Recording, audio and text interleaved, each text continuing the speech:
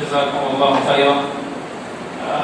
الآن سيقدم مدير الجامعة الفرقانية الشيخ المولانا القائد عبد المجيد العزاوي حفظه الله كلمة الشكر للمشاركين في الورشة. وهنا نقطة أنبهكم، وقد شارك المدير قبل ذلك في دورات تدريبية في جامعة قطر في 6 أشهر، ودرس الثانوية في جامعة الملك في المملكة العربية السعودية، ولو أسفار إلى الدول العربية من غير ذلك. فليتفضل مشكورا ومن الله مأجورا. بسم الله الرحمن الرحيم. نحمد ونصلي على رسوله الكريم، أما بعد. أولا أحييكم بتحية الإسلام، السلام عليكم ورحمة الله وبركاته. أشكركم وأقدم في خدمتكم أطيب التمنيات، وأيضا أشكر أستاذ المكرم مولانا وسي الله، وأيضا أخي الصالح دكتور محمد رفيق صادق الذي صرف الجهود لهذه الورشة. والحمد لله اليوم أول لبنة الذي نصب للغة العربية. اللغة العربية هو أساسنا وضرورتنا، والحمد لله عندنا في مدارس الدينية نحن ندرس وندرس الصرف والنحو، وأيضا علم الكلام وكل العلوم التي يليق بهذه اللغة.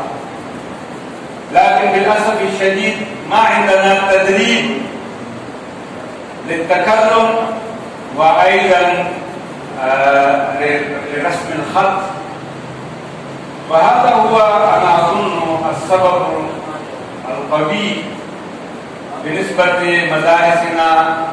نحن حينما ندرس أي حينما ندرس كتبنا يعني في اللغة العربية، لكن لا نستطيع نحن نتكلم لغة عربية، لا نستطيع نحن نخطب في لغة عربية، وأيضا طلابنا يعني هم نحن نترجم لهم لغة عربية إلى لغة أردية.